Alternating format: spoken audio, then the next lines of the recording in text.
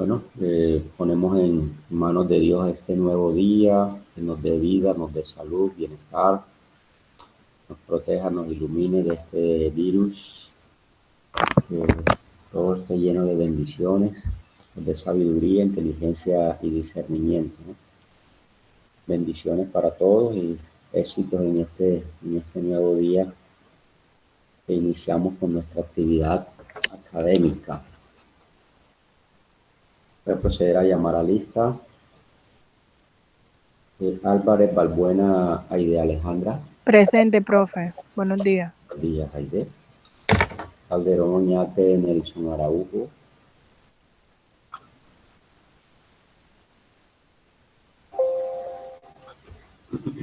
Cueto Bolaño John Jairo. Buenos días, profesor. Buenos Presente. días, John Jairo. Jiménez Aguirre Dana Milena. Presente, profe. Buenos días, Dana. Luque Celano Breiner Darío. Presente, profe. Buenos días. Mesa Saucedo Tatiana Margarita. Buenos días, profesor. Presente. Buenos días, Tatiana. Ponce Montero Yomaire Esther. Quiñones Molina Giselle María. Buenos días, profesor. Presente. Hola, Giselle. Salinas Vence Viviana Elena.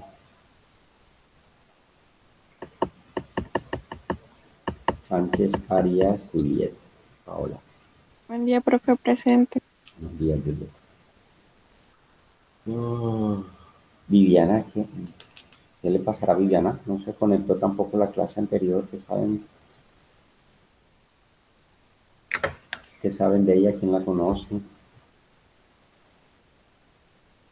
Profe, yo estoy en grupo con ella en una materia, pero hasta ahora no he visto nada raro. ¿No? Sí se conectó en la otra materia. Sí, pero fue la semana pasada, no sé qué habrá pasado. Bueno, esperemos que pronto se conecten más adelante, ¿no? A veces hay inconvenientes de conectividad. Hemos tenido muchos problemas estos días con ellos. Bueno, muy bien. Vamos a continuar con el desarrollo de nuestros temas de análisis de diferentes sentencias con respecto al tema del precedente judicial. Creo que ya Yomaira y John Jairo terminaron, ¿cierto? El desarrollo del análisis de sus, de su sentencia, o hay algunas pendientes, John Jairo.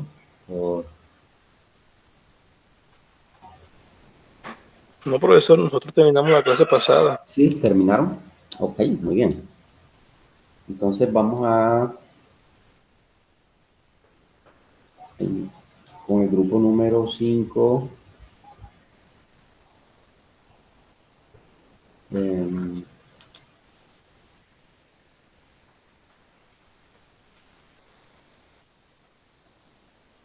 ¿Quiénes son el grupo número 5, Juliet? Profe, el grupo de Dana Jiménez. Dana, ¿y Dana está por ahí? Ah, sí, ahí está, la veo. ¿Quién más? Dana y Hola, Dana. profe. Hola. Profe, lo que pasa es que estoy esperando a mi compañero Nelson. Le estoy escribiendo y no sé si de pronto Ah, ya. aún No no se ha ha podido podido, no se ha ingresar o podido algo. conectar. Bueno, Exactamente, igual como apenas van 5 minutos de la clase, de pronto te ya está buscando para conectarse. O se quedó dormidito. No, mentira. Le estoy escribiendo y le llegan los mensajes, entonces voy a esperar unos minutos para ver si se y conecta. vamos a esperar a ver un par de minutos, a ver. Mm, bueno, mientras tanto vamos mirando, bueno, luego de ese tema, ¿quién tiene el tema siguiente, que es el de Juliet, el de partes de una providencia? Profe, ese no lo hemos asignado. Como ya ese es el último grupo, entonces usted dijo que íbamos a reasignar No, pero yo creo los que, yo creo temas. que escuché que había alguien con ese tema, ¿no? No, no lo ha cogido nadie. No, No. señor. Nada más llegamos hasta el primer, o sea, hasta la última de la sentencia y no nos metimos con proyectos. Pero son 10 estudiantes, yo tengo en lista 10 estudiantes, faltarían 2. Ah, sí, los 2 de hoy, sí, claro, sí. Los 5 días sí, están Sí, completos ya. sí, están completos.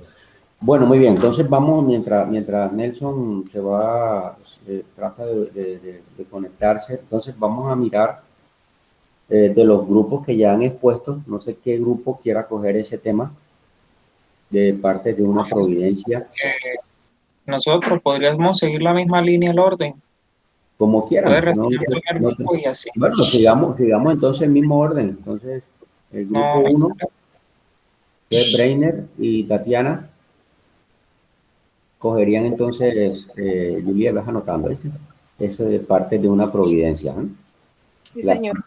la parte de identificación, la parte fáctica, antecedentes, parte emotiva, que comprende la parte emotiva, importante pues los obiter dicta, la ratio decidendi, y la parte resolutiva, explicar cada una de ellas, en lo posible, si les es fácil de pronto presentarnos una providencia, sea un auto interlocutorio, sea una sentencia, ¿sí?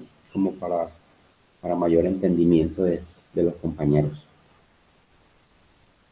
Y entonces, luego de ello, vamos a analizar varias providencias eh, con respecto al precedente en cuanto a la jurisdicción de lo contencioso administrativo, es decir, algunas sentencias en diferentes medios de controles muy reconocidas sobre unos temas específicos de vital importancia, tanto jurídica como social, sentencias relativamente actuales y sobre las cuales ya el Consejo de Estado ha emitido lo que se denominan las sentencias de unificación. Por ende, se consideran ya unas sentencias vinculantes, sentencias obligantes, tanto para el resto de autoridades, tanto horizontales como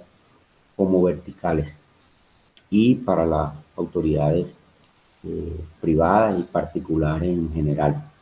Entonces son sentencias SU sobre las cuales el Consejo de Estado ha tenido posiciones diferentes de acuerdo al desarrollo de la temática, de acuerdo al desarrollo social, de acuerdo a los comportamientos y a las variantes que se han presentado en torno a estos temas.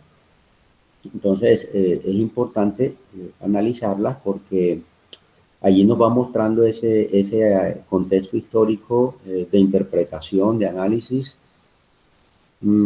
que ha hecho el Consejo de Estado al interpretar las normas que sirven de fundamento jurídico a cada uno de estos temas. Entonces, uno de estos medios de control es el de reparación directa, y dentro del medio de control de reparación directa vamos a analizar sentencias de unificación sobre el tema de la privación injusta de la libertad.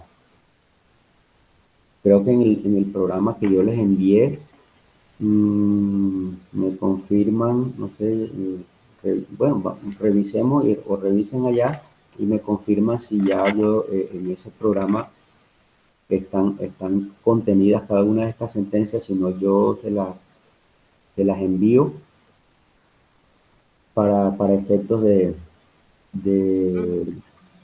Sí, para profe, hay efectos del 5. análisis. Creo que hay varias. Sí, hay varias.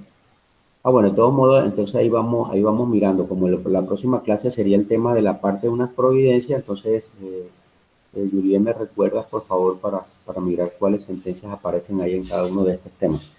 Entonces, dentro del medio de control de reparación directa está el tema de privación injusta de la libertad. Entendería que el grupo número 2, que es precisamente Juliet y Gaide, Sí, señor. escogerían ese tema, ¿sí? Analizarían esas providencias o esas sentencias de unificación sobre el tema de privación injusta de la libertad. ¿Me recuerdas, Juliet, por favor? Creo que reciente salió una sentencia, mm, pero por vía de tutela del Consejo de Estado sobre este tema de privación injusta de la libertad. De todos modos, es importante tenerla en cuenta, analizarla. Ahí hace un poco variación el Consejo de Estado sobre este tema. A pesar de que es por vía de tutela, de todos modos ellos manifiestan allí que modifican prácticamente el precedente judicial que venía aplicando el Consejo de Estado sobre este tema. ¿Veis? Ah, bueno, sí, señora. Muy También bien. se dice que mi tema es el tema de privación injusta de la libertad y las sentencias que están allí todas. Sí, sí, pero correcto, pero yo les voy a actualizar una de ellas. Creo que no creo que esté ahí en el temario porque es una sentencia de tutela, pero de recién. Bueno, recién creo que de hace 2 meses, 3 meses. Pero bueno, es recién, es de las últimas. Sí, entonces el medio de control de reparación directa, dentro de ese medio de control, privación injusta de la libertad y las sentencias que están allí. mm, Más la que yo les voy a enviar.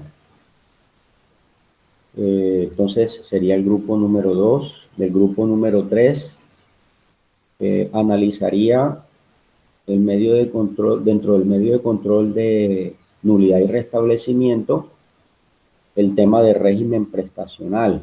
Dentro de ese régimen prestacional, lo más importante mirar el tema de el IBL, que significa ingreso base de liquidación. El Consejo de Estado, con respecto a este tema, ha asumido varias posiciones jurisprudenciales a través de diferentes sentencias de unificación. Ha sido un poco variante,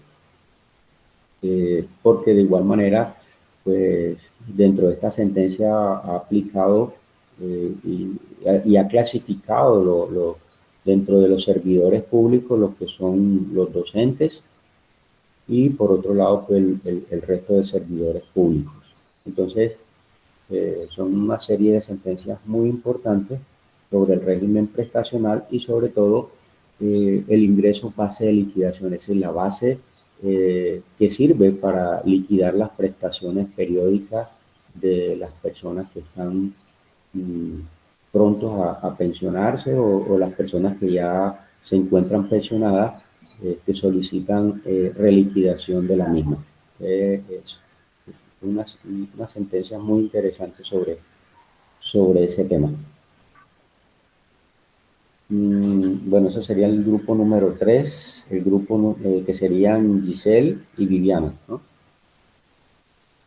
Sí, ahí está Giselle. Sí, profe. Viviana no la veo. Ah, no, Viviana sí es Salinas, que no se ha conectado hoy tampoco. Bueno, coordinas con ella, Giselle, por favor. Grupo número 4. Explicaría el tema de acciones de tutela contra providencias judiciales. Allí existen también varias sentencias de unificación sobre este tema de acción de tutela contra providencias judiciales. Más que todo, la mayoría de estas sentencias de unificación son proferidas por la Corte Constitucional.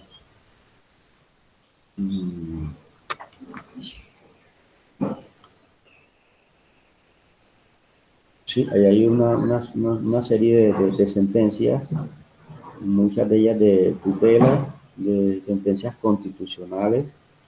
La gran mayoría son de la Corte Constitucional. Y creo que hay una o dos del Consejo de Estado sobre este tema de las acciones de tutela contra las providencias judiciales. Si proceden, no proceden, cuándo proceden y por qué proceden.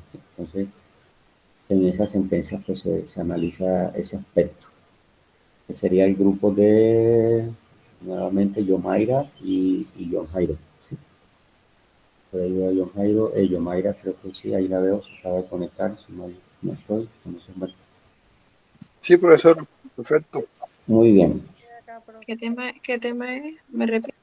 ¿Puede repetir el tema? Acción de tutela contra providencias judiciales.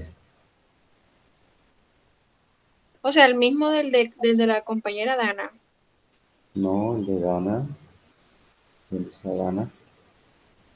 No, porque ellos les toca, no, ellos analizan hoy es el precedente judicial. Sí, pero Y como el de la compañera Giselle es nulidad y restablecimiento del derecho régimen prestacional. sí. Ujú. El que sigue es el de Nelson y Dana. O sea, No, viene Yomaira, ¿no? Y yo. como ellos pasaron la clase pasada por el inconveniente que tuvo la compañera, de pronto se intercambiaron se habrán, Ah, ya. O sea, que venía era. en el orden que estamos, viene por lo menos Nelson y Dana. No, Después cambiémoslo, no importa, sigamos como desarrollaron los temas bueno, anteriores. Usted seguiría Yomaire y John Jairo, con acción de tutela contra providencias judiciales. Y cierra el grupo 5 nuevamente, de ahí Dana y ¿quién?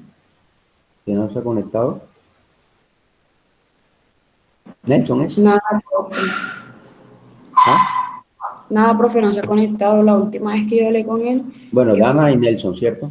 sí, A ustedes les tocaría un tema que tiene que ver con el medio de control de nulidad de restablecimiento también, que es el tema del contrato realidad. El contrato realidad, ¿sí? Y no sé, quien quiera, ya ahí sí lo dejo al azar, hay un tema final, que es un tema electoral. No sé quién lo quiera coger, no sé si Breiner nuevamente, con Tatiana para cerrar. Es un tema electoral. Yo les daré en su momento, me recuerdan también la sentencia. Son una sentencia que vamos a analizar sobre este tema electoral muy importante, sobre un caso ocurrido acá en el Cesar, concretamente en Valledupar, con respecto a la nulidad de la elección de un contralor municipal. Entonces, es un tema chévere, interesante de análisis. Se produjeron varias sentencias, e incluso fue a la Corte Constitucional por vía, perdón, el Consejo de Estado conoció por vía de tutela, fue a la Corte Constitucional por vía de revisión. O sea, muy interesante. No sé si Breiner nuevamente o otro grupo que quiera cogerlo.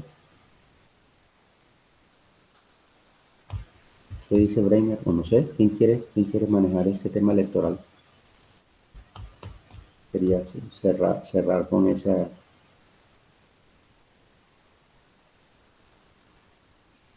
Profe, Sí. yo creo que por el momento deberíamos ir desarrollando estas, o sea, Esperemos, bueno, ya. esperamos a ver Sí, si ya entonces podemos desarrollar eso. bien, muy bien. Entonces, Juliet, me acuerda que está pendiente de ese último tema, ¿viste? Por favor. sí, señor. Te agradezco. Que es el tema del electoral.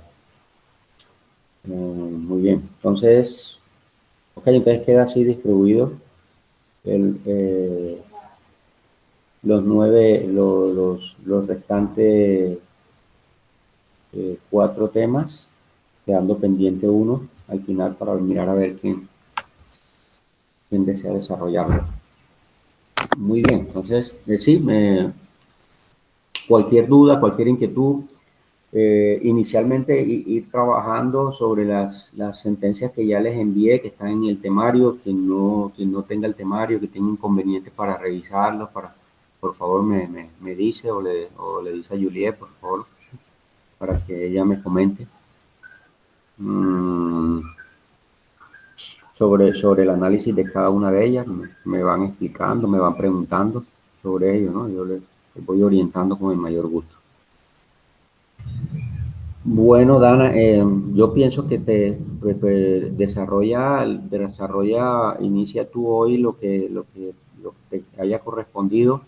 Esperemos a ver si hay alguna causa justificable de no haberse conectado el compañero Nelson.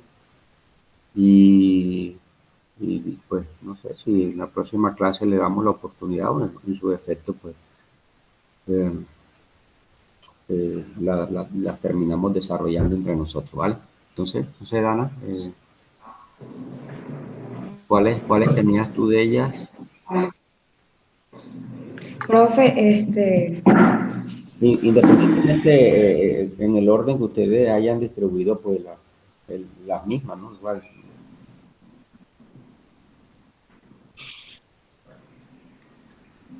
¿Sí? ándale, profe. Me preocupa el compañero, porque ayer hablamos. Bueno, no, pues yo creo que lo que le pasó fue que se le terminó de dañar el computador, porque él la clase pasada no pudo él adelantar su parte por eso, porque no tenía cómo transmitir por el computador.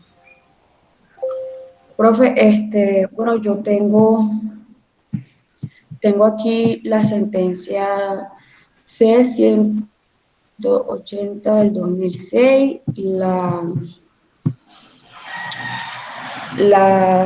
acción de tutela 049 del 2007 y la sentencia C-335 del 2008.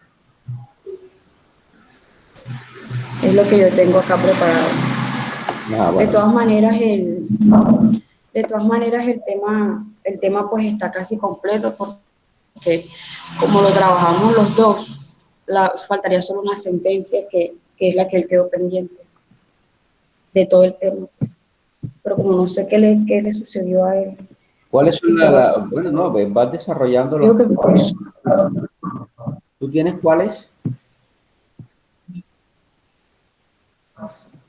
La del 2016 hasta la del 2018. Hasta la del 2008, perdón. La del 2006 hasta la del 2008. Voy a presentar acá. Ajá, bueno, listo.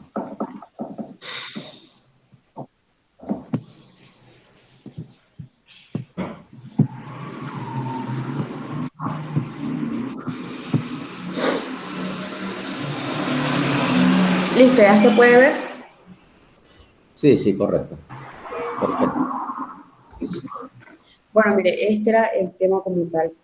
La continuación del precedente judicial, como ya la compañera Giselle y su grupo habían desarrollado el tema como tal en teoría, nosotros íbamos a hacer solo el recuento de la introducción de lo que era el precedente judicial y empezar directamente con las sentencias. Entonces quedaría pendiente esta sentencia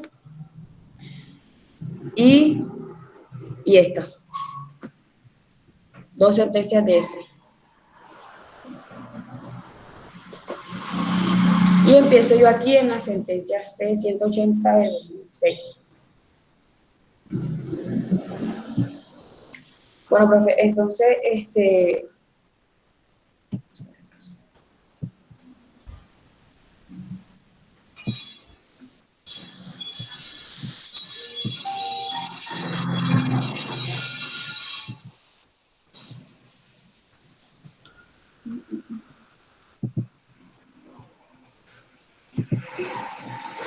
bueno, la sentencia C-180 del 2006 es una demanda de inconstitucionalidad contra los artículos 2 y 3 de la Ley 954 del 2005. El demandante fue Andrés Felipe Ramírez Gallejo y el magistrado ponente, el doctor Jaime Araujo Reitería. Fecha del 8 de marzo de 2006 en Bogotá. Bueno, la Sala Plena de la Corte Constitucional, en cumplimiento de sus atribuciones constitucionales y de los requisitos y trámites establecidos en el decreto 2067 de 1991, ha proferido la siguiente sentencia. En esta sentencia, en los antecedentes, tenemos que en ejercicio de la acción pública de inconstitucionalidad, el ciudadano Andrés Felipe Ramírez Gallejo presentó demanda contra los artículos 2 y 3 de la Ley 1954 de la Ley 954 del 2005, por medio de la cual se modifican, adicionan y derogan algunos artículos de la Ley 446 de 1998 y del Código Contencioso Administrativo, y se dictan otras disposiciones sobre competencia, descongestión, eficacia y acceso a la administración de justicia. Cumplidos los trámites constitucionales y legales propios de los procesos de inconstitucionalidad, la Corte Constitucional proceda a decidir acerca de la demanda de la referencia. Bueno, en esta sentencia encontramos que las normas demandadas, como ya lo había dicho, son el artículo 2, que trata del recurso extraordinario de súplica. Dice que deróguese el artículo 194 modificado por el artículo 57 de la Ley 446 de 1998 del Código Administrativo, y el artículo 3 se trata de las salas especiales transitorias de decisión. Adiciónese aquí un artículo nuevo de transitorio en la sección segunda del capítulo 3 del título 30 del libro cuarto del Código Contencioso Administrativo, referente también al recurso de súplica, el cual quedará así.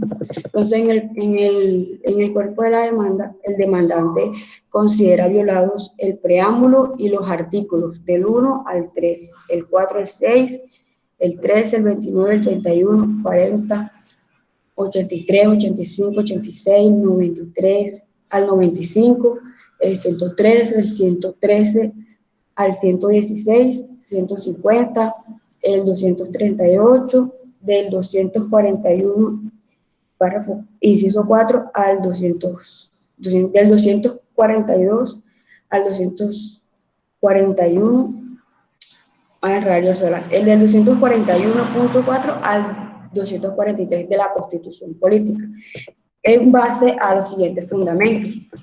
Se afirma que las normas demandadas, al eliminar el recurso extraordinario de súplica en la jurisdicción contenciosa administrativa como medio de unificación de la jurisprudencia, vulnera el principio de igualdad, porque se dan casos en los que las secciones de la Sala Contenciosa Administrativa del Consejo de Estado tienen jurisprudencia dispar sobre los temas jurídicos, y según la Constitución, la aplicación del derecho debe ser igual para todas las personas. Agrega que dichas disposiciones no respetan la unidad del ordenamiento jurídico sobre la base del contenido de la Constitución. También expresa que se viola el derecho a la administración de justicia porque los jueces pueden negarlo por vía de interpretación de las normas jurídicas y sin debido control de los superiores. Añade también que al privar a las personas del recurso extraordinario y de la posibilidad de controvertir las sentencias mediante el mismo, se viola el debido proceso, así como también el principio de la legítima defensa, el principio de la legítima en la adopción de decisiones por parte de las autoridades públicas. En cuanto a la respuesta de esta, debe ser en situaciones iguales también. Sostiene que se quebranta el principio de seguridad jurídica, ya que no puede existir esta en un estado donde cada día se procedan sentencias de civilis sobre un mismo punto de derecho y que una decisión que ha sido adoptada una vez no puede abandonarse sin un motivo para ello.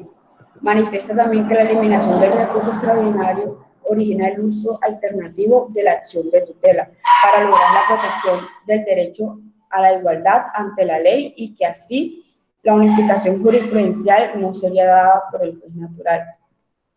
Aduce que por afectar el recurso extraordinario de súplica los derechos fundamentales a la igualdad, el debido proceso y el acceso a la administración de justicia, y modificar las competencias de la Ley 270 de 1996, estatutaria de la Administración de Justicia, el Congreso transgredió el principio de la reserva de ley estatutaria previsto en los artículos 152 y 153 de la Constitución, artículos de los cuales también han sido demandados.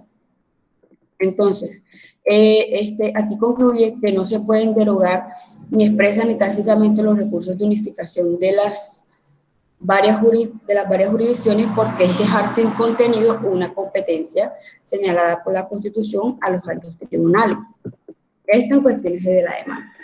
Entonces, cuando analizando el problema jurídico planteado de tenemos que corresponde a la Corte establecer si el artículo 2 de la Ley 954 del 2005, al suprimir el recurso extraordinario de súplica en la jurisdicción de los contenciosos administrativos como medio de unificación de la jurisprudencia, primero, si quebrantó la reserva de la ley estatutaria, y segundo, si vulneró los derechos a la igualdad, el acceso a la administración de justicia, el debido proceso y los principios de unidad del ordenamiento jurídico, seguridad jurídica y confianza legítima, que es lo que él alega dentro de la demanda. Entonces, en la sentencia, haciendo un examen de los anteriores cargos formulados y de los que él ha argumentado en la demanda, tenemos la supresión del recurso extraordinario de súplica en la jurisdicción de los contenciosos administrativos, que no es materia de reserva de la ley estatutaria. Entonces, de conformidad con lo dispuesto en el artículo 152 de la Constitución, mediante las leyes estatutarias, el Congreso de la República regulará, entre otras materias, la administración de justicia. La Corte Constitucional ha examinado en repetidas ocasiones este tema y ha señalado que esta disposición superior no entraña que todos los temas relativos a la administración de justicia deban regularse mediante leyes estatutarias, y ha precisado que únicamente la estructura de aquella y los principios generales sobre su funcionamiento requieren la expedición de las mismas.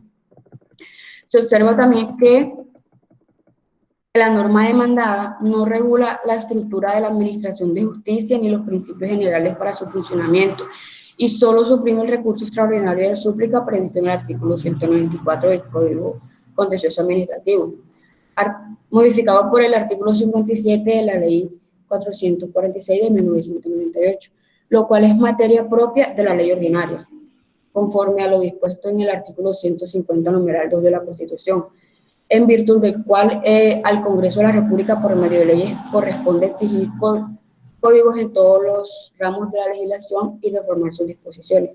En consecuencia, entonces, el cargo por violación de la reserva de la ley estatutaria no está llamado a prosperar.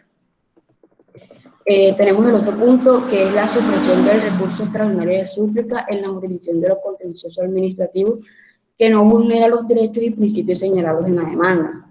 Entonces, el actor considera que el artículo 2 de la Ley 954 de 2005, al derogar expresamente el artículo 194 del Código del Contencioso Administrativo, modificado por el artículo 57, que consagraba el recurso extraordinario de súplica en la jurisdicción de los contenciosos administrativos como medio de unificación de la jurisprudencia, pues vulneró los derechos a la igualdad, el acceso a la administración pública, el debido proceso y los principios de unidad del ordenamiento jurídico, la seguridad jurídica y la confianza legítima. Entonces, la disposición derogada regulaba el citado recurso en los siguientes términos. El artículo 194. El recurso extraordinario de súplica procede contra las sentencias ejecutoriadas dictadas por cualquiera de las sesiones o subsesiones del Consejo de Estado. Es causal del recurso extraordinario de súplica la violación directa de normas sustanciales, ya sea por aplicación indebida, falta de aplicación o interpretación errónea de las mismas. Los miembros de la sesión o subsesión falladora estarán excluidos de la decisión, pero podrán ser oídos si la sala así lo determina. En el escrito que contenga el recurso se indicará en forma precisa la norma o normas sustanciales infringidas y los motivos de la infracción, y deberá interponerse dentro de los 20 días siguientes al de la ejecutoriada de la sentencia impugnada, ante la sección o subsección falladora que lo concederá o rechazará. Admitido el recurso por el ponente en sala plena, se ordenará el traslado a las demás partes para alegar por el término común de 10 días. Vencido el término de traslado, dentro de los 30 días siguientes se registrará el proyecto de fallo. Si la sala hallare procedente la causal invocada, informará la sentencia recurrida e indicará lo que debe reemplazarse. Si la sentencia recurrida tuvo cumplimiento, declarará sin efectos los actos procesales realizados con tal fin y dispondrá que el juez de conocimiento proceda a las restituciones y adopte las demás medidas a que hubiere lugar. Si el recurso es desestimado, la parte recurrente será condenada en costas. para lo cual se aplicarán las normas previstas en el Código de Procedimiento Civil.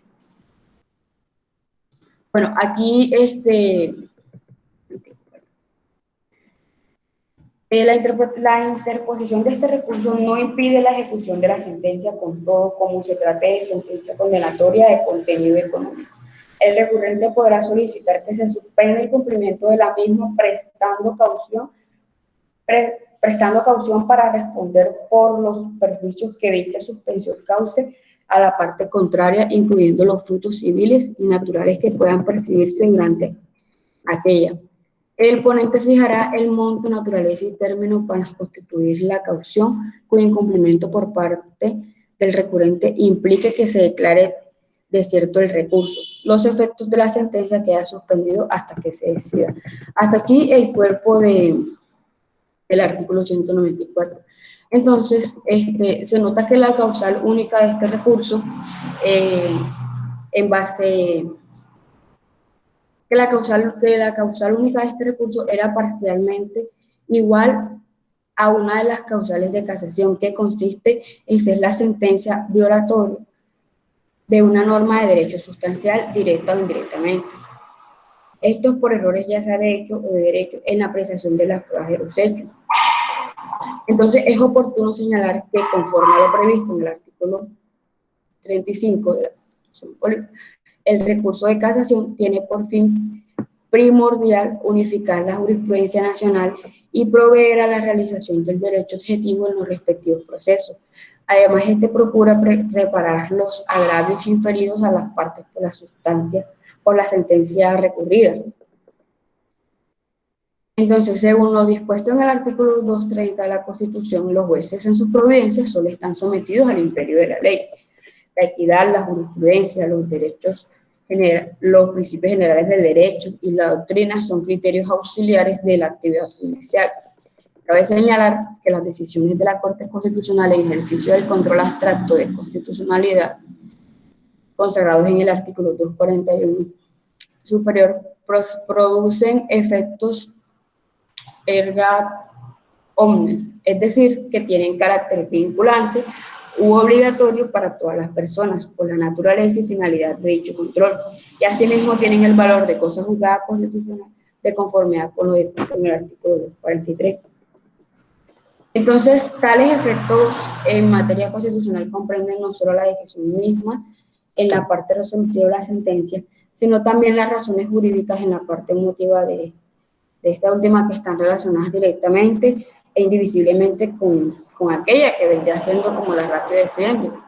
Y la Corte concluye que la norma demandada, entonces, no vulnera ni los derechos a la igualdad, tampoco el acceso a la administración de justicia, el debido proceso, y los principios de unidad del ordenamiento jurídico, seguridad jurídica y confianza legítima. Por tanto, la declara exequible por los cargos analizados, que ya he sustentado en el transcurso de la sentencia. Como último, la decisión en mérito de lo expuesto, la Sala Plena de la Corte Constitucional, administrando justicia en nombre del pueblo y por mandato de la Constitución, decide el siguiente resuelve, que es primero estarse a lo resuelto en la sentencia CES 1233 de 2005, que declaró exequible el segmento normativo que a la fecha de entrada en vigencia de la presente ley tenga proferido el respeto autonomizatorio contenido en el artículo 3 transitorio de la ley 954 de 2005. Segundo, declararse inhibida para proferir decisión de mérito respecto de la demanda de inconstitucionalidad contra el artículo 3 de la ley 954 de 2005. En la parte no revisada en la sentencia CES 1233 de 2005 por ineptitud sustantiva de la demanda. Y tercero, declararse exequible el artículo 2 de la ley 194 de 2005 por los cargos analizados.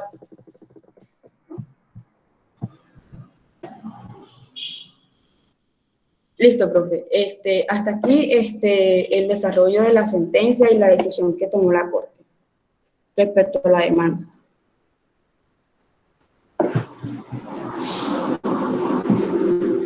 No sé si continúo con la otra demanda o tiene algo que intervenir. No sé si existan algunas inquietudes, algunas dudas, algunos aportes por parte de los demás compañeros sobre ese análisis que hizo la Corte Constitucional en esta sentencia de constitucionalidad de los artículos 2 y 3 de la Ley 954 del 2005, que específicamente hace alusión a la supresión del recurso extraordinario de súplica dentro de la jurisdicción de lo contencioso administrativo. Ahí la Corte Constitucional pues hace un análisis de acuerdo a los hechos de la demanda, las pretensiones del actor en cuanto a primero la supresión de ese recurso extraordinario pues vulneraba normas de garantía a las partes dentro de un proceso, como la seguridad jurídica, como el derecho a la igualdad, como el debido proceso, como la confianza legítima, y de otra parte también pues aducía el actor que se estaba desconociendo una ley de carácter estatutaria, como es la ley 270 del 94, es la ley estatutaria de la Administración de Justicia. Entonces, pues, observamos allí como la Corte Constitucional pues hace un análisis sobre el contexto histórico y sobre los antecedentes de esta ley que elimina el recurso extraordinario de súplica. Menciona y hace alusión a que existen otros mecanismos y otros medios para efectos de ejercer la defensa y ejercer el desarrollo del debido proceso dentro de las decisiones que profieren las altas cortes y concretamente el Consejo de Estado en cada una de sus secciones. De igual manera se manifiesta allí que no se vulnera, no se desconoce pues la ley estatutaria, toda vez que en la misma pues se hace un análisis retrospectivo sobre otras sentencias que tienen que ver con pronunciamientos anteriores de la Corte Constitucional con respecto a este tema de desconocimiento de la ley estatutaria.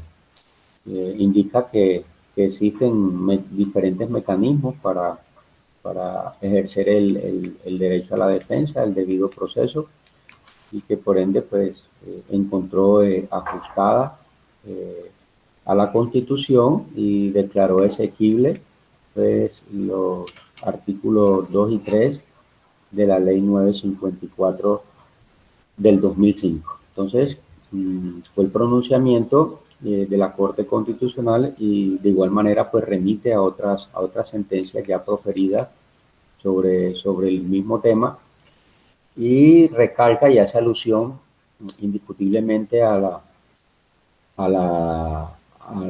digamos que al carácter decisorio, el carácter vinculante y el carácter obligante de las sentencias que profiere la Corte Constitucional, indicando que las mismas son sentencias de carácter constitucional, tienen unas consecuencias de cosas juzgadas constitucional y por ende deben ser acatadas, respetadas y de obligatorio cumplimiento por el resto de las autoridades. Entonces eso es a grosso modo pues las conclusiones que se sacan de la extracción de esta sentencia que fue explicada por la compañera Dana. Entonces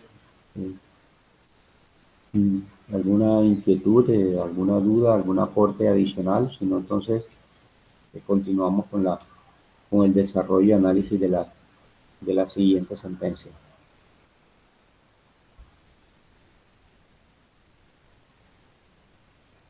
¿Sí? Bueno, profe. Sí, Dana, correcto. Continúa. Continuamos con la otra sentencia. Esta es una sentencia la sentencia T049 del 2007. Es una acción de tutela instaurada por Rocío Emeli Jurado Bueno contra la Sala Única del Tribunal Superior del Distrito Judicial de Pamplona.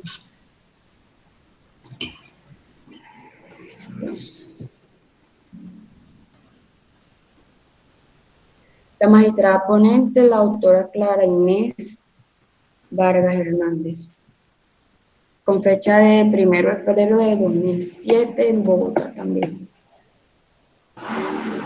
Bueno, dentro del proceso de revisión de los fallos proferidos por la Sala de Casación Civil de la Corte Suprema de Justicia y la Sala de Casación Laboral de la misma corporación, en el trámite de la acción de tutela interpuesta por Rocío Emeli Jurado Bueno contra la Sala Única del Tribunal Superior del Distrito Judicial de Pamplona, encontramos los siguientes antecedentes de la sentencia. Antes de esto, la Sala Novena de Revisión de la Corte Constitucional está integrada por los siguientes magistrados: la doctora Clara Inés Vargas Hernández, Jaime Araújo Rentería y Manuel José Cepeda Espinosa, en ejercicio de sus competencias constitucionales y legales, contenidas en artículos 86 y 241, el numeral 9 de la Constitución y el decreto 2591 de 1991. Ahora sí, prefiero la siguiente sentencia. Bueno, en los antecedentes encontramos que la señora Rocío Emeli Jurado Bueno interpuso acción de tutela contra la Sala Única del Tribunal Superior del Distrito Judicial de Pamplona por considerar que dicha autoridad judicial incurrió en una violación a su derecho fundamental al debido proceso, al proferir de manera contradictoria la sentencia en segunda instancia dentro del juicio de pertenencia de vivienda de interés social por ella adelantado, en el que se concluyó que no había poseído el inmueble por un lapso de 5 años, como lo exige la ley, cuando en fallo anterior y dentro de un proceso reivindicatorio adelantado en su contra, cuyos hechos y pruebas fueron iguales al propio tribunal. El propio tribunal falló a su favor al estimar que sí contaba con un tiempo de posesión superior a 5 años. Entonces, para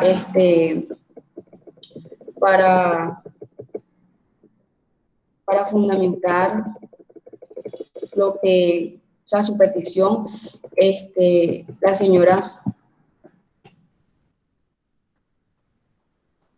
señora Rocío Emeli expuso los siguientes hechos jurídicamente relevantes. Ella indica que a través de apoderado presentó la demanda de pertenencia abreviada por prescripción adquisitiva de dominio en forma extraordinaria sobre la vivienda de interés social, con el fin de adquirir la propiedad plena del inmueble ubicado en la carrera tercera número 507 del municipio de Bochalema, la cual se dirigió contra los titulares de derechos reales de dominio que figuraban en el folio de matrícula inmobiliaria respectivo y cuyo conocimiento correspondió al Juzgado Segundo Civil del Circuito de Pamplona. Ella manifiesta que de la mencionada demanda se corrió traslado a la señora Carmen Sofía Álvarez de Pineda como parte demandada, quien mediante apoderado dio contestación a la misma oponiéndose a las pretensiones. Igualmente anota que la señora Álvarez de Pineda inició en forma separada un proceso reivindicatorio en su contra ante el Juzgado Primero Civil del Circuito de Pamplona respecto del mismo inmueble. Comenta que el Juzgado Primero del Civil del Circuito en proceso reivindicatorio profirió sentencia del 21 de enero de 2005 declarando probada la excepción de prescripción de la acción a favor de la señora Rocío Meli y en contra de Carmen Sofía Álvarez de Pineda, tras encontrar que sí había poseído el mueble por más de 5 años, negando en consecuencia las pretensiones demandadas por la señora Carmen. Dice que el apoderado de la señora Álvarez de Pineda, inconforme con la anterior decisión, interpuso un recurso de apelación, el cual fue desatado por la Sala Única de Decisión del Tribunal Superior de Pamplona, mediante fallo de julio 14 de 2005, confirmando en su totalidad la decisión de primera instancia, que sí había poseído el inmueble por más de 5 años. Entonces señala que el juzgado civil del circuito en el proceso de pertenencia de vivienda de interés social profirió sentencia el 17 de mayo de 2005, negando sus pretensiones, por cuanto consideró que el tiempo de posesión del inmueble no superaba los 5 años que exige la ley. Frente a tal decisión, su apoderado interpuso recurso de apelación, el cual fue desatado por la misma sala del tribunal accionado, a través de providencia de noviembre de 2029 de 2005, homologando lo decidido por el juez segundo civil del circuito. Entonces,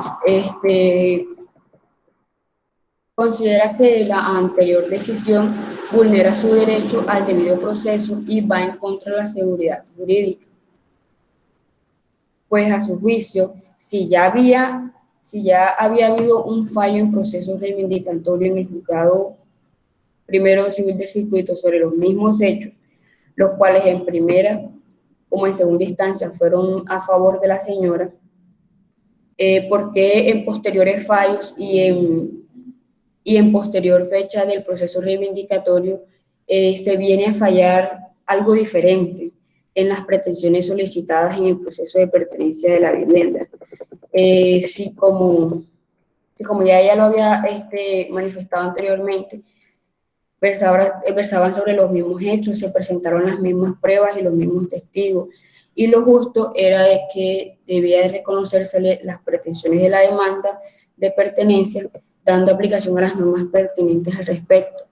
Pero entonces lo que causa curiosidad es que los mismos magistrados del Tribunal Superior de Pamplona que conocieron de la apelación dentro del proceso reivindicatorio, puesto por intermedio de apoderado judicial por la señora Carmen Sofía Álvarez de Pineda, como demandante y contra la suscrita, y que dicho fallo fue adverso a la misma, ya que fue confirmado nuevamente a favor de la señora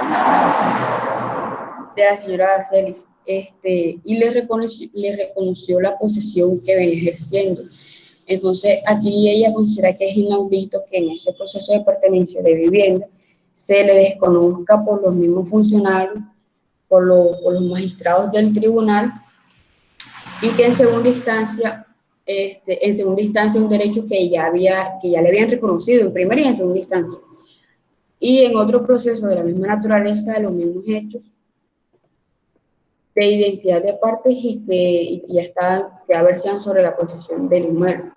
Entonces, esta señora alega que además que a la vivienda aludida le ha realizado también unos arreglos a su gusto desde hace más de 13 años, haciéndole diferentes mejoras sin reconocer dominio ajeno. O sea, para ella esa fue siempre su vivienda, ni tampoco solicitó permiso para ello, que la posesión la venía ejerciendo con su compañero permanente también, el señor José Alejandro Pineda.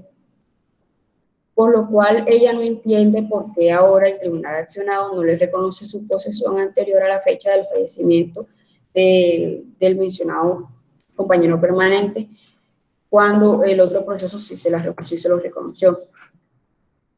Por todo lo anteriormente argumentado, ella solicita que se revoque totalmente la sentencia emanada de la Sala Única de Decisión del Tribunal Judicial de Pamplona de fecha de 29 de noviembre de 2005, dentro del proceso abreviado que inició en contra de la señora Carmen Sofía Álvarez de Pineda y otros. Del mismo modo, también pide que como medida provisional se suspenda en la parte de la sentencia tutelada en el estado en que se encuentra en su trámite, con el fin de evitar los perjuicios que con ella pudiesen causar. Esto dentro de los hechos. El trámite procesal que se le dio fue que la Sala de Casación Civil de la Corte Suprema de Justicia, mediante auto de mayo 18 de 2006, abocó el conocimiento de la acción de tutela, vinculó al proceso al juzgado civil del circuito de Pamplona y vinculó a la señora Carmen Sofía de Álvarez como esos demás intervinientes del proceso de pertenencia, ordenando entregar copia de la demanda a los sujetos procesales para que ejercieran su derecho también de defensa. Asimismo, la Sala de Casación Civil negó la medida provisional solicitada por cuanto prima la Corte,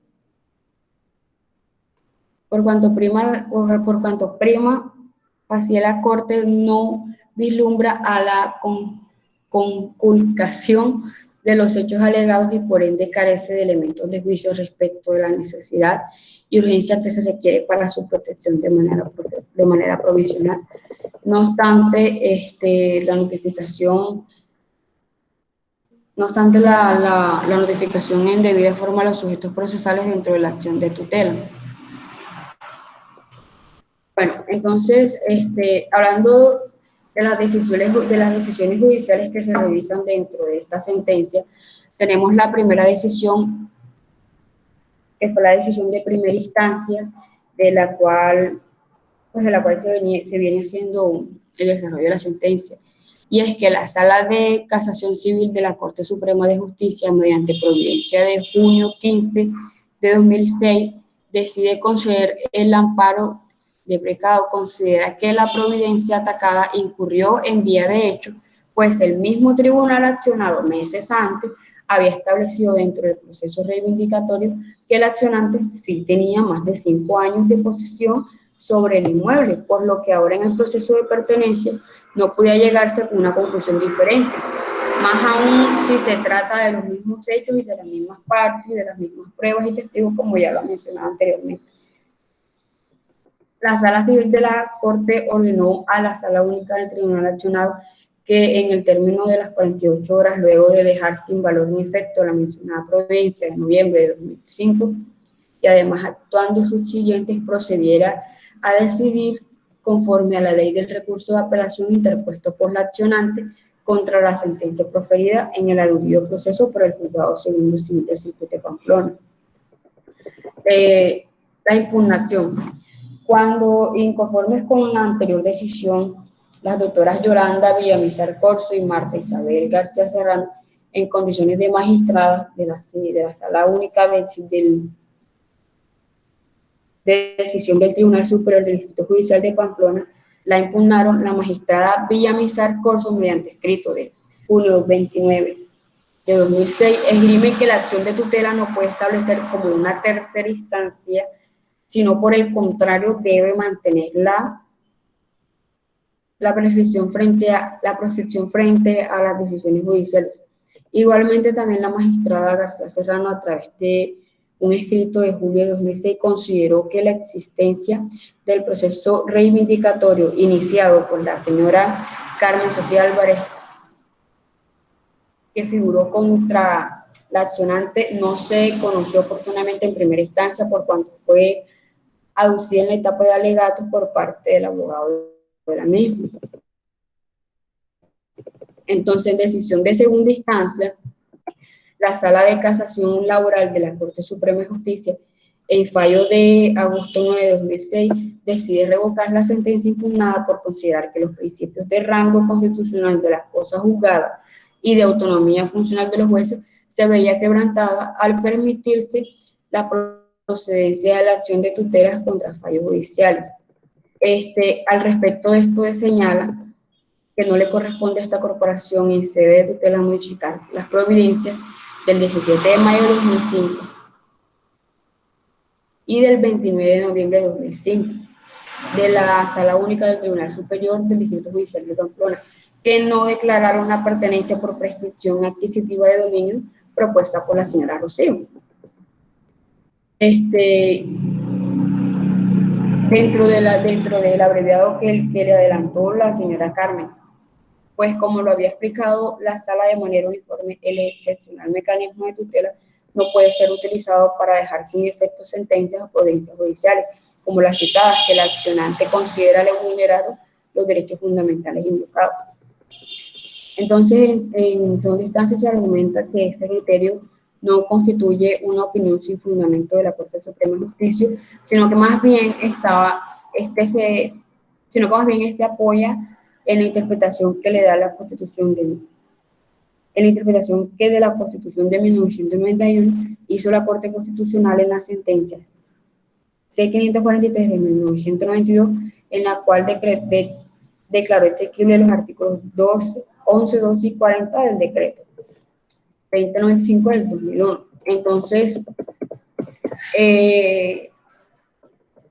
en consideraciones y los fundamentos jurídicos que tuvo la Corte para decidir en esta sentencia, presenta la situación del caso y el planteamiento del problema jurídico. Entonces tenemos que aquí la accionante arguye que la Sala Única del Tribunal Superior del Distrito Judicial de Pamplona incurrió en una vulneración a su derecho fundamental al debido proceso, por cuanto dicha autoridad judicial, al conocer en segunda instancia el juicio de pertenencia de vivienda de interés social por ella promovido, consideró que la posición ejercida sobre el inmueble objeto de la disputa no superaba los 5 años requeridos, cuando en sentencia proferida meses antes por el propio tribunal, dentro de un proceso reivindicatorio adelantado por la misma accionante, en los cuales los hechos y las pruebas, como ya lo había dicho, fueron idénticos, se concluyó que la actora sí tenía un tiempo de posesión de 5 años. Entonces, la actora como tal no encuentra justificado que existan fallos contradictorios proferidos por el mismo tribunal, donde por una parte se le reconozca la posesión, que fue en el proceso reivindicatorio, y por otra se le desconozca el proceso de pertenencia, dejando en el limbo también sus derechos. Entonces, la Sala de Casación Civil de la Corte Suprema de Justicia, en primera instancia, como ya lo habíamos dicho, concedió el amparo del pecado al considerar que el tribunal accionado debió pronunciarse de cara a la sentencia que definió igualmente en segunda instancia el trámite reivindicatorio del cual tuvo conocimiento, ya que se trataba nuevamente de los mismos supuestos fácticos y las partes eran las mismas del proceso de pertenencia que es de objeto de esta acción.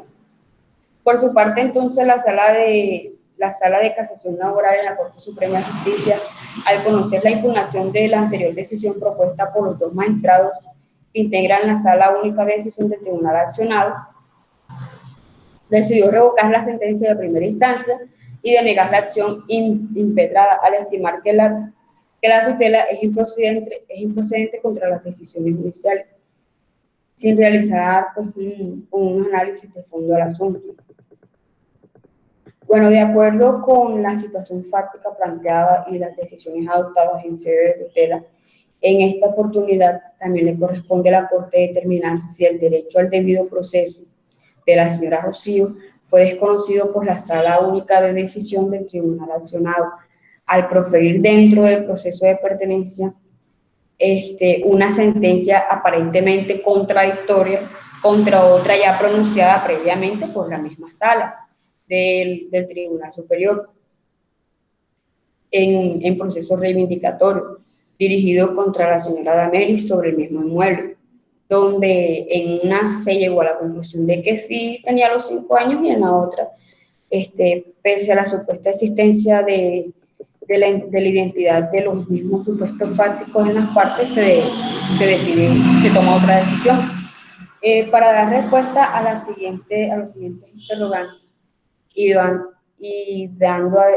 dado además que la Queen consideró impropiamente que el amparo constitucional no procede contra sentencia, la sala previamente esbozará lo que tiene sentado esta corporación respecto a la procedencia de la acción de tutela contra providencias judiciales y en especial cuando en ellas se incurre en un desconocimiento del precedente judicial horizontal. Entonces, cuando hablamos de la posibilidad de la acción de tutela contra providencias judiciales, que es un tema que ahora que el profesor asignó los temas, también vi que se desarrollará. Tenemos que, conforme al mandato contenido en el artículo 86 de la Constitución, la Corte Constitucional ha dispuesto una doctrina acerca de la procedencia de la acción de tutela contra las providencias expedidas por las autoridades judiciales. En un comienzo, esta atribución tuvo fundamento en los artículos 11 y 40 del Decreto 2591 de 1991. Sin embargo, dichas disposiciones fueron declaradas inexequibles en la sentencia C-543 de 1992, en la cual se consideró que valores como la seguridad jurídica y la cosa juzgada son relevantes en nuestro sistema normativo y justifican la intangibilidad de las decisiones judiciales. No obstante lo anterior, en esa misma providencia se advirtió que ciertos actos no gozan de esas cualidades y que, por tanto, frente a actuaciones de acción de tutela, sí proceden para proteger los derechos fundamentales. Así las cosas, a partir de la sentencia de tutela 079 de 1993, con base en una decisión tomada por la Corte Suprema de Justicia, en donde concedió una acción de tutela contra una sentencia judicial y respetando la ratio decidente de la sentencia C-543 de 1992, se fueron definiendo el conjunto de defectos que tiene el poder de justificar la procedencia del amparo con el fin de que se protejan los derechos fundamentales de quienes acuden al Estado para que resuelva un conflicto a través de la administración de justicia.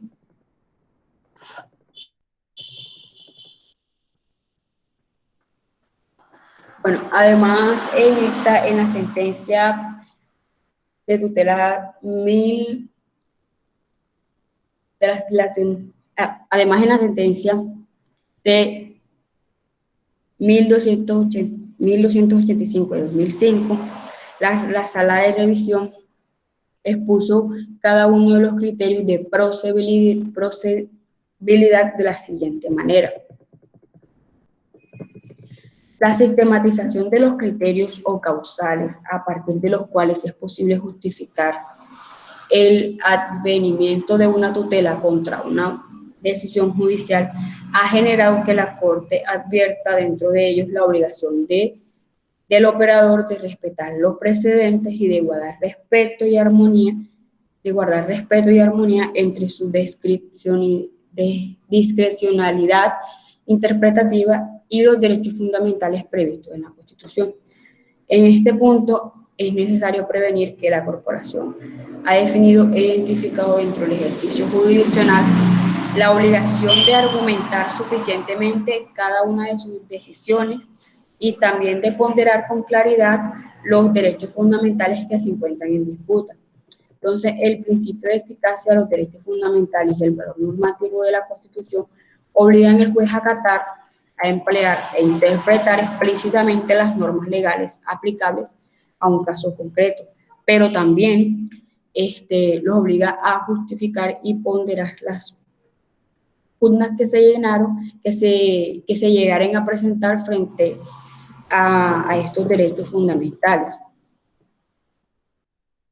Entonces, conforme a los anteriores presupuestos y como una recapitulación de las diferentes decisiones adoptadas, la Corte identificó y congregó a los criterios en 6 apartados que ha definido de la siguiente manera: como un defecto sustantivo, orgánico o procedimental, como un defecto fáctico, como un error inducido o por consecuencia, y por una decisión sin motivación. Entonces, desconocimiento del precedente. en aquellos en los que la autoridad judicial se aparta de los precedentes jurisprudenciales sin ofrecer un mínimo razonable de argumentación de forma tal que la decisión tomada variaría si hubiera atendido a la jurisprudencia.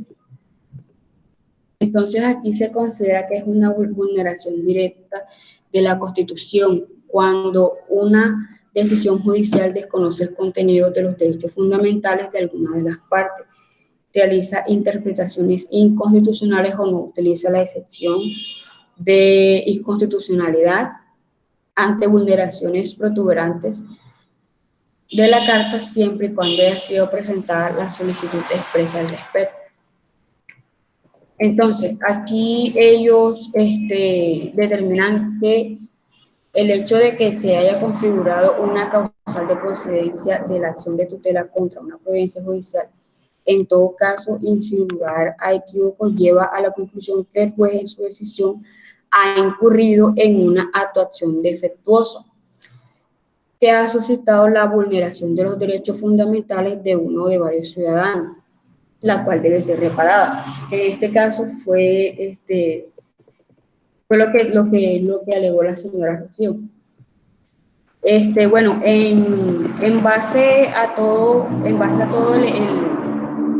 las pruebas, a todos los hechos que se habían realizado anteriormente durante el proceso en primera y en segunda instancia, ya por últimas, la Corte, ya, pues en mérito de todo lo expuesto también, la Sala Novena de Revisión de Tutelas de la Corte Constitucional, administrando justicia en nombre del pueblo y por mandato de la Constitución Política, toma una decisión y resuelve los siguientes puntos, y es que primero, revocar la sentencia proferida del 9 de agosto de 2006 por la Sala de Casación Laboral de la Corte Suprema de Justicia, que estimó improcedente la acción de tutela contra las providencias judiciales.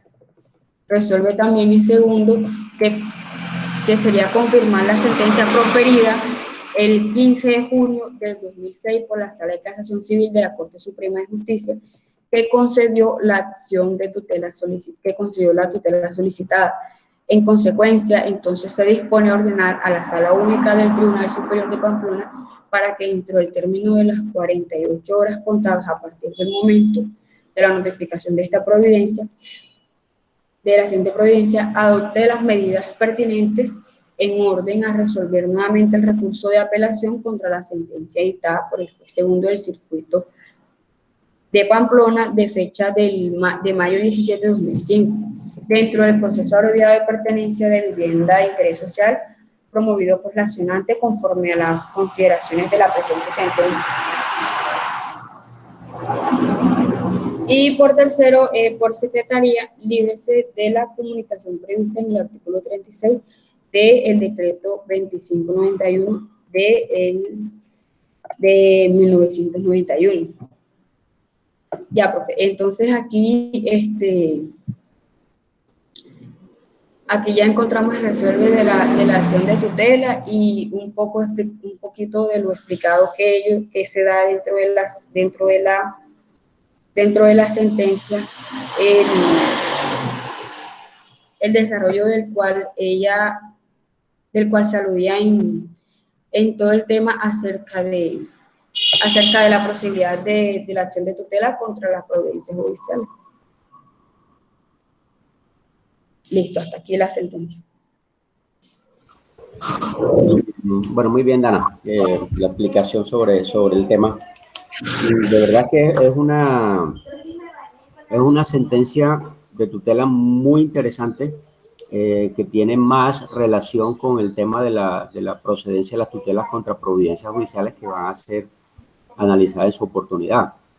De todos modos, pues, nos trae a colación el tema dentro de la misma, del desconocimiento del precedente de carácter constitucional emitido por la Corte Constitucional con respecto a lo que le indicaba de la cosa juzgada constitucional, que constituye una obligatoriedad y un carácter vinculante para las demás autoridades, tanto judiciales como autoridades públicas y particulares. Allí se analiza el tema del precedente y se indica que indiscutiblemente ya la Corte Constitucional en varias sentencias de constitucionalidad y en varias sentencias de tutela ha dicho y ha manifestado que sí es procedente la acción de tutela contra providencias judiciales, que no era óbice de la Corte Suprema en su sala de casación laboral al revocar la decisión de primera instancia de la sala de casación civil, aduciendo la improcedencia de acciones de tutela contra decisiones judiciales. Entonces vemos allí cómo está claro y marcado el precedente constitucional y donde la Corte Constitucional reitera su posición como sentencia constitucional, sentencia que constituye un precedente judicial de carácter constitucional del respeto del debido proceso, el respeto del derecho a la igualdad, la seguridad jurídica, el acceso a la administración de justicia cuando se presentan decisiones contradictorias por parte de los jueces de la República. Si bien es cierto, el contenido de la misma, como decía la compañera Dana, tiene mucho que ver con el tema que se va a analizar más adelante sobre las decisiones que toman los jueces de la República y la posibilidad de que en los mismos se incurran en vías de hechos por los diferentes aspectos que ella mencionaba, por desconocimiento del precedente para este tema específico, pero también de igual manera por el desconocimiento o no análisis de la situación fáctica o de las pruebas, que es un defecto fáctico, pues también puede ser un defecto procedimental, desconocimiento de las normas superiores, la misma confianza legítima, en fin, bueno, las diferentes modalidades y situaciones que pueden generar un pronunciamiento por vía de tutela contra estas decisiones. Pero el tema específico analizado en esta sentencia tiene que ver el completo desconocimiento del precedente constitucional proferido por la Corte Constitucional con respecto a que sí es procedente la acción de tutela contra decisiones o providencias judiciales y no como lo indicó la Corte Suprema en su sala de casación laboral al revocar la sentencia de primera instancia que había amparado los derechos de la accionante, indicando que era improcedente impetrar acciones de tutela contra decisiones judiciales. Máximo indicaba allí que ya sobre las mismas se había generado una confianza legítima, se había generado una seguridad jurídica y por ende proceder a reconocer un amparo a través de este mecanismo, pues llevaría al traste con estos principios de arraigo constitucional. Entonces, allí lo que se resalta es precisamente el carácter vinculante y obligante que tienen las sentencias emitidas por la Corte Constitucional. Dana, tú indicabas ahí una sentencia de tutela en desarrollo de la sentencia C-279 del 2003. ¿Cuál es esa? No, por favor, si me recuerdas el número. Hacías mención a una sentencia de tutela que toca esa C-279 del 2003.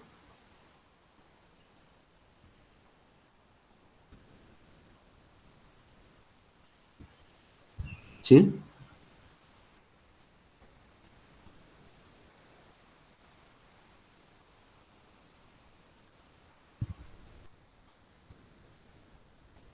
¿Se cae, nena? Sí. Lo siento, profe, pensé que Pensé que tenía el micrófono activo y estaba hablando. Dígame, profesor, la sentencia que me dice. Tú cuando hiciste mención a la sentencia C-279 del 2003, en el análisis que hace la Corte Constitucional, hace alusión a una sentencia de tutela que tú indicaste ahí, creo que 12, pero no tomé el dato bien. ¿12 qué? Ya se lo digo, profesor. La sentencia T-285 de 2005. ¿Cómo? ¿12? La sentencia T-1285 de 2005. Ok, gracias, muy amable. Listo, profesor. Bueno, mira. Ahí, en esa sentencia, se expusieron unos criterios de posibilidad. Sí. Que me parecieron interesantes. Sí, claro, no, son los criterios que siguen vigentes, han venido siendo desarrollados por otras sentencias, por vía de tutela también, han venido siendo ampliados esas características y formas de aplicación de las tutelas contra las providencias. Muy bien, entonces no sé si existe alguna inquietud, algún aporte, alguna duda por parte del resto de compañeros sobre esta sentencia. Profe, lo curioso es cómo a raíz de esa misma sentencia se presentó por no decir pues un cambio arbitrario, sino un desconocimiento del mismo pronunciamiento que el tribunal tuvo ya. O sea, el mismo tribunal ya había declarado un derecho y después, posteriormente, lo deniegan por el proceso de pertenencia. Si mal no estoy, era lo contrario. Sí, así es. Sí, lo conceden el proceso reivindicatorio y lo niegan el proceso de pertenencia. Es decir, donde se basa en las mismas aspectos fácticos y jurídicos, son prácticamente las mismas pruebas que por no decir fueron trasladadas de un proceso a otro, como esa posición cambiante por este tribunal sobre una materia, un tema muy similar, y más que ello, donde prácticamente son las mismas pruebas las que se aportan de un proceso a otro. Entonces, es lo que llama la atención y lo que en verdad, digamos que recalca, ¿no?, en esa sentencia. Pero peor aún, pues a pesar de que por vía de tutela en primera instancia le amparan el derecho, peor aún la posición de la misma Corte Suprema en su sala de casación laboral, desconocer por completo y totalmente el precedente constitucional de la Corte Constitucional sobre temas de la aplicación de la tutela, ¿sí?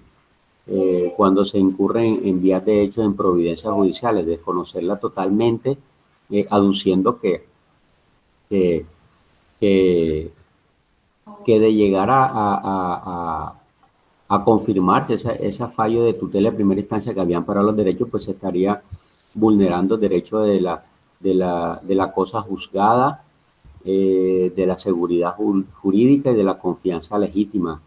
Cuando la Corte Constitucional en su precedente sobre la procedencia de la tutela contra providencias judiciales, pues ha dicho que si estas decisiones precisamente vulneran normas de carácter constitucional o vulneran derechos y libertades fundamentales de alguna de las partes dentro de un proceso, pues indiscutiblemente debe ampararse esos derechos y dejarse sin efecto esa sentencia, bajo lógicamente los parámetros y criterios indicados en las sentencias que analizó la compañera Dana. Entonces, vean ustedes cómo ocurre y sigue ocurriendo estas situaciones del desconocimiento del precedente judicial y concretamente en este caso el desconocimiento del precedente constitucional sobre la interposición de acciones de tutela o la procedencia de acciones de tutela contra decisiones judiciales cuando realmente se vulneran y se desconocen derechos y libertades fundamentales de la persona. Digamos que lo enfático es de la Corte Constitucional y lógicamente pues sale a defender su precedente judicial constitucional sobre este aspecto específico, ¿sí? Muy bien. Sí, profe. Lo ideal sería ahí, no sé, como para efectos prácticos, como en el mismo caso de que la Corte, sala de casación laboral, como aquí, pues declarara que realmente es improcedente la acción de tutela contra contra una providencia judicial. O sea, ¿cuál sería quizá el mecanismo más idóneo allí para defenderse frente a eso? Porque esencialmente uno casi que fuese la última ratio cuando uno trata de utilizar la tutela, ¿no? Sí, Cuando es la que, sentencia es, cuando sí, la así es. sentencia es desfavorable. Así es. Recuerden que la acción de tutela es un mecanismo subsidiario, un mecanismo residual, es decir, que para poder acudir a la acción de tutela, primero hay que agotar todos los mecanismos legales y judiciales existentes. Hay que interponer los recursos respectivos, agotar todas las vías. Lógicamente, cuando ya no queda otra vía y otro mecanismo, pues es cuando debe acudirse a ello. Hasta el punto que se han declarado improcedentes muchas tutelas contra decisiones judiciales porque precisamente las partes, teniendo la oportunidad de interponer los recursos contra esas decisiones de primera instancia, no lo agotan o no aprovechan la oportunidad y no lo hacen, sino que prefieren irse directamente por vía de tutela. Entonces, en este caso, las declaran improcedentes precisamente porque tiene otros mecanismos judiciales. Entonces se acude a ellas cuando ya realmente agotado todos los mecanismos judiciales, como en este caso analizado, pues indiscutiblemente a esta señora Rocío no le quedaba ninguna otra opción sino acudir al mecanismo residual o subsidiario como es la tutela, porque ella consideró pues que se le vulneraron sus derechos fundamentales, dado que en esa decisión de la Corte Suprema Sala Laboral, pues se desconoció plenamente el precedente constitucional de la Corte Constitucional sobre este tema. De pronto se hubiese analizado de fondo la sentencia de primera instancia de la Sala de Casación Civil y hubiese revocado por otros motivos o por otro hecho, quizá el resultado hubiese sido diferente por la Corte Constitucional, pero prácticamente indicó allí que era improcedente, ¿sí? Lo declaró en forma expresa, que era improcedente porque contra decisiones judiciales pues no cabía ninguna acción y concretamente acción de tutela. Entonces, es lo que marca prácticamente el pronunciamiento de la Corte Constitucional sobre el tema en particular. Y mire cómo prácticamente en esa decisión la Corte Constitucional pues deja sin efecto ese fallo de la Sala de Casación Laboral.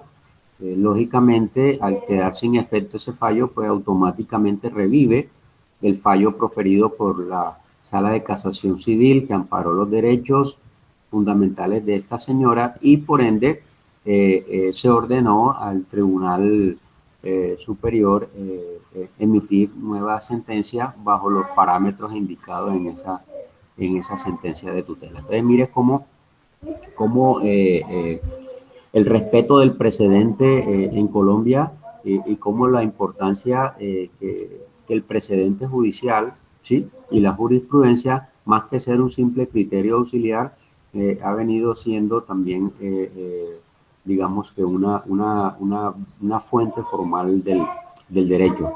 No es porque así lo exprese la Constitución o la ley, sino porque en virtud de las diferentes decisiones que se han ido profiriendo por cada una de las jurisdicciones en lo que a su competencia respecta, pues se van dando a conocer y van estableciendo criterios, principios, parámetros, ¿sí?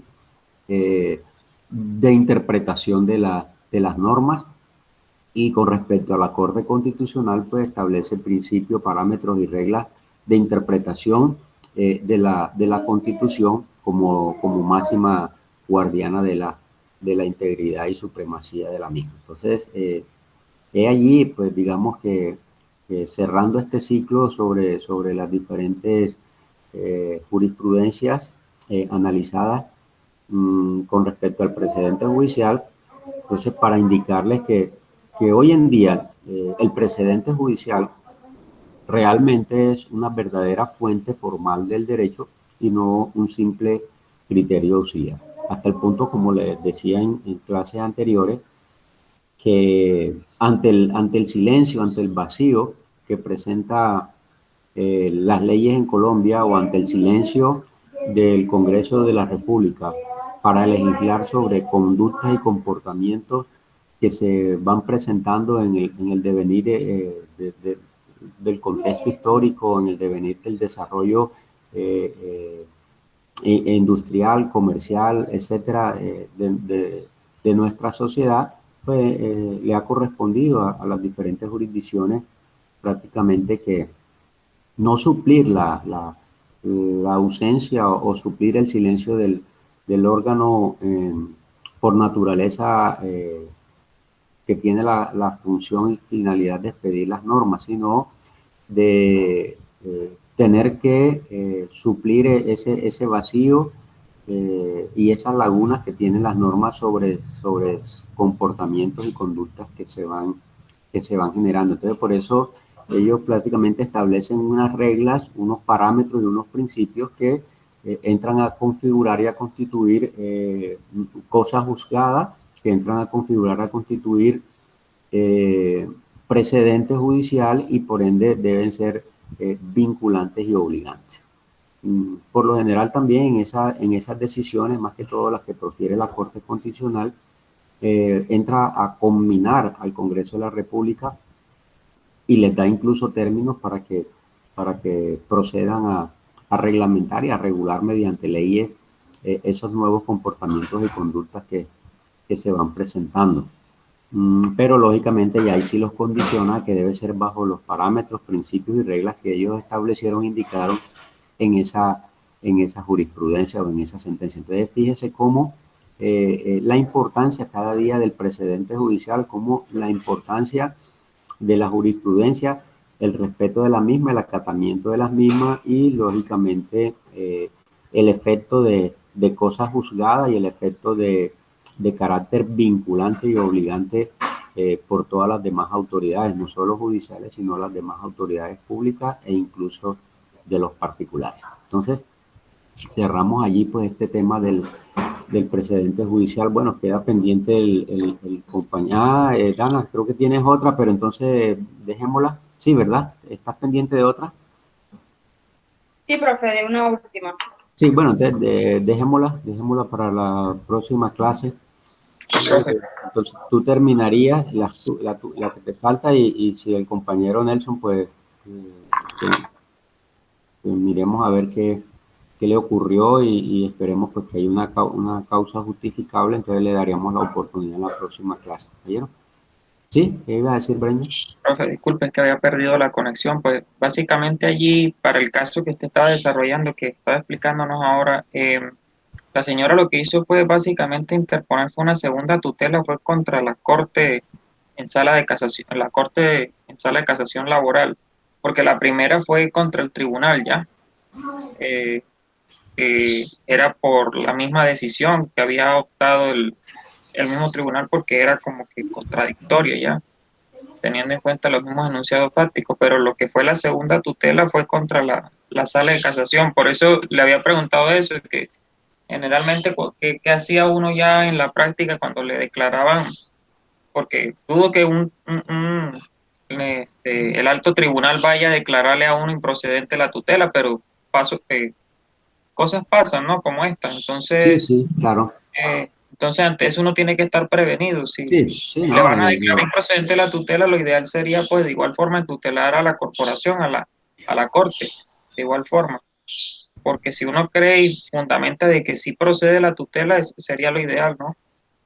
sí, claro. No, pero es que en este caso, acuérdate que por vía de revisión, esos dos fallos de tutela fueron a la Corte Constitucional. Es la Corte Constitucional la que hace ese pronunciamiento al entrar a revisar esos dos fallos de tutela, tanto el de primera instancia de la Sala de Casación Civil como el de segunda instancia de la Sala de Casación Laboral, que es el que revoca de la Sala de Casación Civil que había amparado los derechos de esta señora, ¿sí? Entonces, Sí. es la Corte Constitucional por vía de revisión, porque sabes que todas las tutelas llegan a la Corte Constitucional y ellos, lógicamente, discrecionalmente determinan o deciden si revisan o no, ¿sí?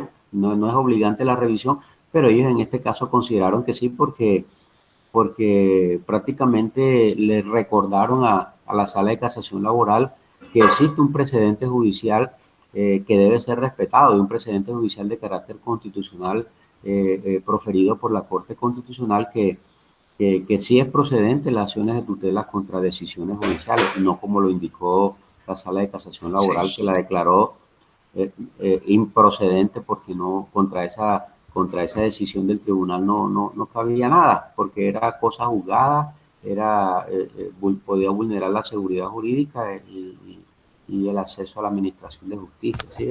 Entonces, Sí, sí, sí, profe, así es. sí.